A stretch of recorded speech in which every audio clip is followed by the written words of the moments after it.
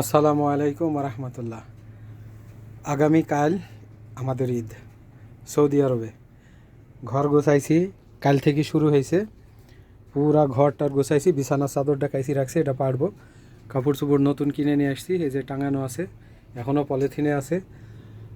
সবই কফিল কিনে দিয়েছে, জুতা টুতা সব যা লাগে সবই কিনে দিয়েছে আলহামদুলিল্লাহ। এখন রাত 1টা বাজে, রান্না চলতেছে।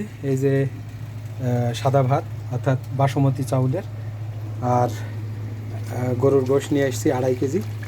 তো হাফ কেজি মতো রেখে দিয়েছি, 2 কেজি রান্না করতেছি, আস্তে আস্তে খাওয়া হবে ইনশাল্লাহ। তো এই হচ্ছে আমাদের প্রবাসীদের এই ঈদ, ঠিক আছে। আমাদের কেউ রান্দি দেয় না, রান্দি খেতে হয়। তো যাই হোক, একটু পরে আবার ডিউটি শুরু, মানে ডিউটি রান্না করতে করতে চুল আস্তে দিয়ে গেছিলাম, রাস্তায় প্রচুর জ্যাম, ডরেছিলাম।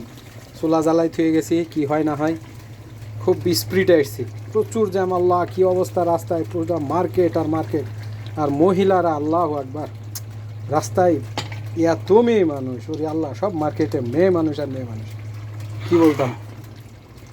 তো যাই হোক, গরুর গোশতের টেস্টটা কীরকম হয়েছে একটু জানায়েন।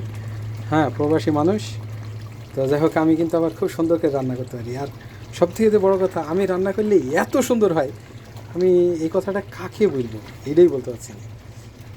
আলহামদুলিল্লাহ। তো যাই হোক, এই হয়েছে আজকে আমার রেসিপি। একটু পরে আবার ডিউটি আছে, খাই শুরু করব, ফজরের নামাজ পড়তে যাব, ডিউটি শেষ করে আইসি, গোসল করে আবার নামাজে যেতে হবে। নামাজের পরে আবার ডিউটি আছে একবারে বেলা 12টা পর্যন্ত। মানে আজকে কালকে বিকাল থেকে শুরু করছি, মসজিদে চাউল বিতরণ থেকে ফেতরা চাউল বিতরণ, ইফতারি বিতরণ সব শেষ করে আসছি বাসায়। আসি বাসার সব কাজ করতে করতে আজকে আমারই দেরি হয়ে গেছে। এই হলো অবস্থা। তো ভাত হয়ে গেছে আলহামদুলিল্লাহ, ভাতটা বন্ধ করে দিই, মার গালতে হবে।